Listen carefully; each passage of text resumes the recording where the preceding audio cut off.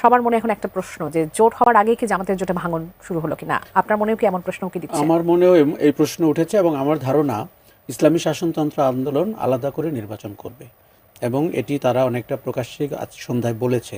কেননা তারা যদি সন্তোষজনক আসন না পায় তাহলে তারা বলছে তাদেরকে সম্মান করা হচ্ছে না জোটের ভেতরে। এখন জামাতে ইসলামী আপ্রাণ চেষ্টা করছে যে ধর্মকে ব্যবহার করে বা ধর্মের নামে যে রাজনীতি সেই সমস্ত শক্তিকে এক জায়গায় নিয়ে আসতে। তার সাথে সে জোড়া দিয়েছে 2-4 জন মুক্তিযোদ্ধাকে, তার সাথে জোড়া দিয়েছে এনসিপিকে, যারা গণ অভ্যুত্থানের শক্তি। একদম। পরে একটা অদ্ভুত দেখতে জোট তৈরি হয়েছে জামাতের নেতৃত্বে। সেখানে 8টি ইসলামী দল আছে। আবার এই 8টি ইসলামী দল আপনি জানেন কিন্তু একে অন্যকে খুব অপছন্দ করে। তারা অতীতে কখনো একে অন্যের প্রতি সমর্থন দেয়নি এবং তারা আলাদা করে নির্বাচন করেছে। এখন এবার তাদের একটা ধারণা হয়েছে যে মানুষকে ধর্মের কথা বললে অথবা কম দুর্নীতির শাসনের কথা বললে মানুষ হয়তো তাদেরকে একবার সুযোগ দিতে পারে। আমরা গত 16-17 মাসে তাদের কিছু আস্ফালন দেখতে পেয়েছি। তারা অনেকে বলে থাকে জামাত তো প্রায় ক্ষমতায় আছে, কাজেই সে নির্বাচনটির ব্যাপারে অত সিরিয়াস না। কেননা প্রশাসনে তার একটা প্রভাব তৈরি হয়েছে। ক্যাম্পাসগুলোতে আপনি দেখেছেন ফলাফলে জামাতের ছাত্র সংগঠন ভালো করেছে। এখন জামাতকে দেখতে হবে যে অন্য শরিকরা আসন নিয়ে সন্তুষ্ট কিনা। নাহিদ ইসলামের এনসিপি কিন্তু আমাদেরকে দারুণভাবে হতাশ করেছে। আমরা ভাবতেই পারিনি এরকম একটি সম্ভাবনাময় রাজনৈতিক শক্তি কয়েকটি আসনের বিনিময়ে জামাতের মতো একটি কন্ট্রোভার্সিয়াল, বিতর্কিত, স্বাধীনতা বিরোধী, ধর্ম নিয়ে প্রশ্নবোধক আচরণ করা দলের সাথে জোটে যেতে পারে। দেখুন, বিএনপির সাথে গেলেও কিছু সমালোচনা এনসিপির হতো, কিন্তু বিএনপি একটি মধ্যপন্থী দল এবং এই মুহূর্তে বাংলাদেশের স্থিতির জন্য অনেকেই মনে করছে বিএনপির পক্ষে ভোট দেওয়াটা বা ভোট পাওয়াটা স্বাভাবিক।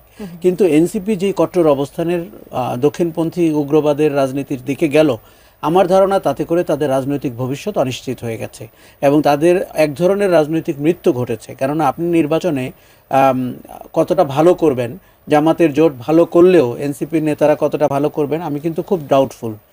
কেননা তাদের উচিত ছিল রাজনীতিটাকে বোঝা, অভিজ্ঞতা অর্জন করা। কাজেই 11 দলীয় জোট সেটি কিন্তু এখন পর্যন্ত পূর্ণাঙ্গ কোনো আসন সংখ্যা প্রকাশ করতে পারে। অনেকেই তো আসলে বলছে যে এনসিপি হচ্ছে তরুণদের নেতৃত্বে গঠিত হওয়া দল, জামাত বরঞ্চ গ্রেস পেল যে তারা জুলাই অভ্যুত্থানের সঙ্গে ছিল এবং তারা তরুণ নেতৃত্ব, সেজন্য জামাতের জন্য এটা আসলে পজিটিভ সাইড হয়ে গেল। আপনার কাছে কি তাই মনে হয়? এটা খুবই সাংঘাতিকভাবে সত্যি।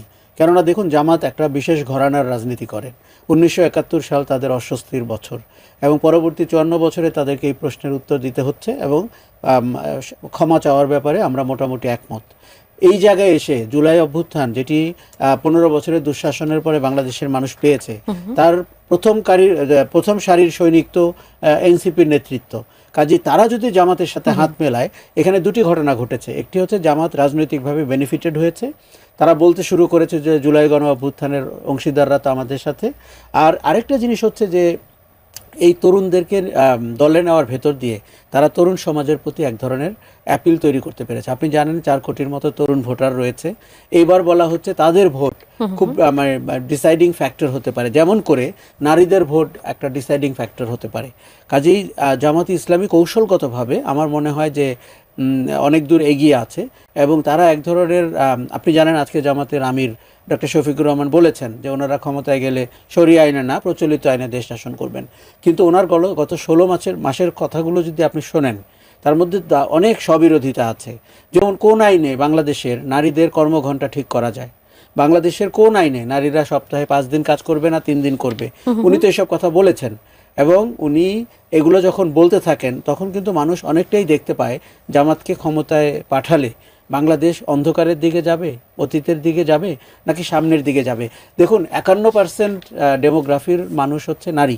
তাদেরকে অসম্মান করে, তাদেরকে ঘরের ভেতরে আটকে রেখে আমার মনে হয়